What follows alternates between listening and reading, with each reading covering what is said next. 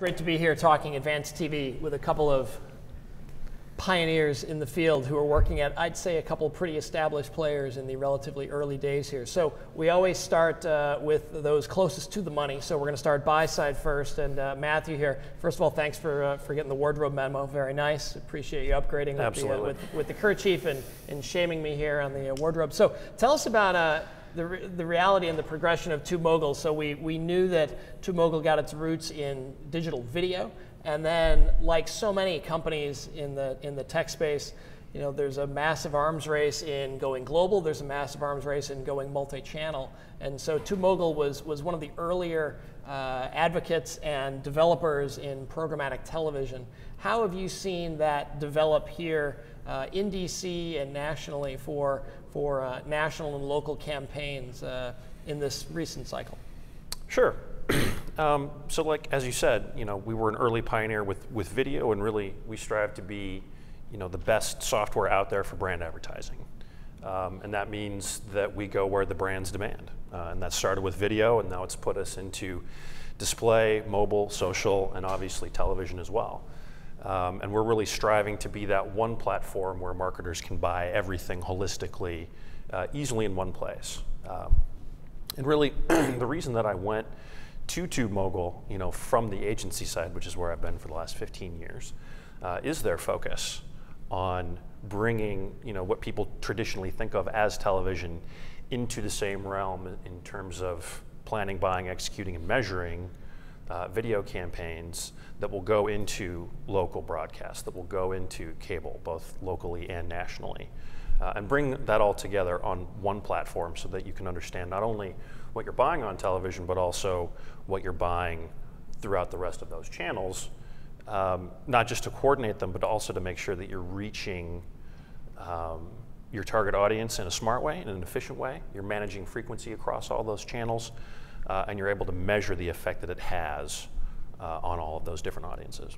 So since so much of your service is not only stitching all the media channels together, but making sure there is inventory available with some audience recon, not speaking maybe necessarily to your fellow guest that we'll get to in a moment, but tell us about the supply landscape today in the U.S., because there's a soundbite for those who maybe aren't as in the weeds or as much hands in the soil, thinking, oh, this is, you know, a little bit of local inventory, and the national guys are never going to do this, and you know that we'll see. It's like 8 years from now. Give us a sense of reality of what your agency and brand customers have been finding in the landscape. Well, anyone who has bought television traditionally, if you will, knows that the inventory landscape in TV is diverse, to put it mildly.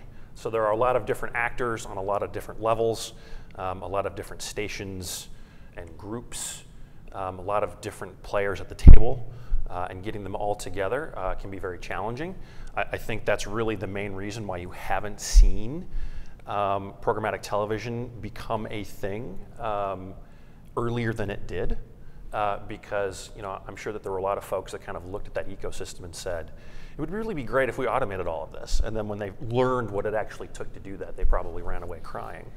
But isn't part of it? I mean, we have a theory that for those that we've helped on the publisher side in linear TV, a lot of it has to do with it's going well enough right now for most of them. I mean, we just came out of another upfront where there was supposed to be dire, oh, the economy and oh, so many different choices and audience data and slicing it. If you're not there, you know, CPMs are gonna, and for the most part, it was all right for Lights Again. So isn't part of the challenge the change, and we'll ask Mark this in a bit, you know, where, you know, hey, if you're doing well enough, it's hard to see that you could do even better. Sure.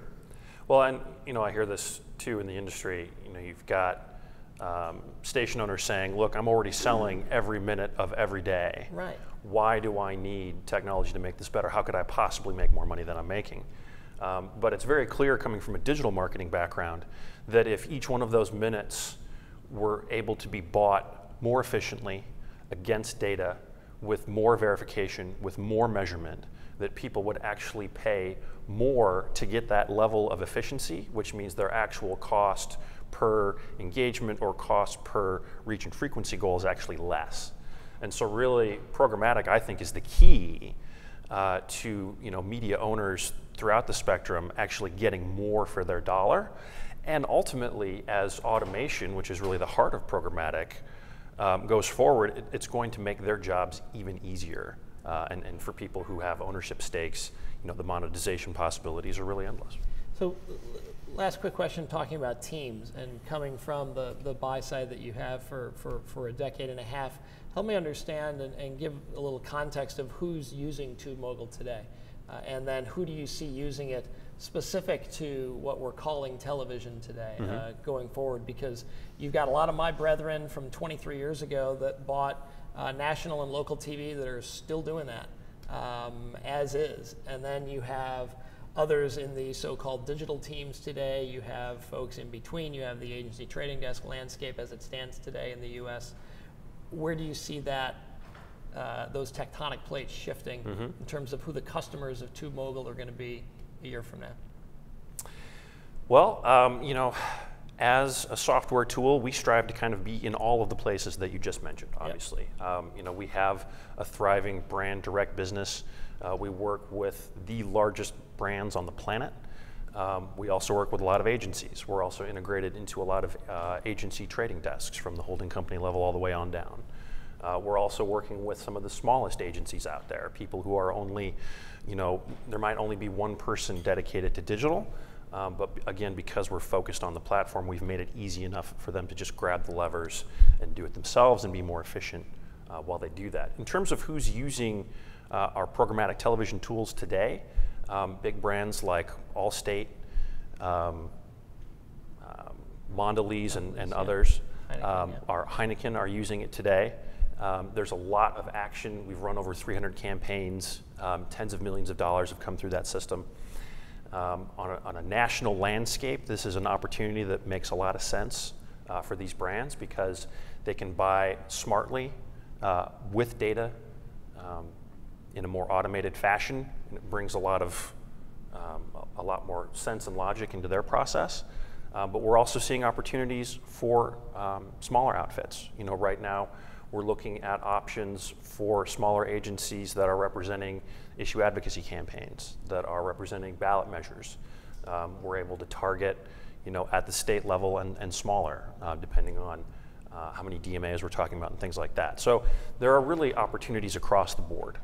And I think we're going to see a lot of really compelling case studies come out of this cycle for people who are willing to kind of step up and really grab this opportunity. But I think by 2018, programmatic buying of television across the political spectrum is going to be commonplace.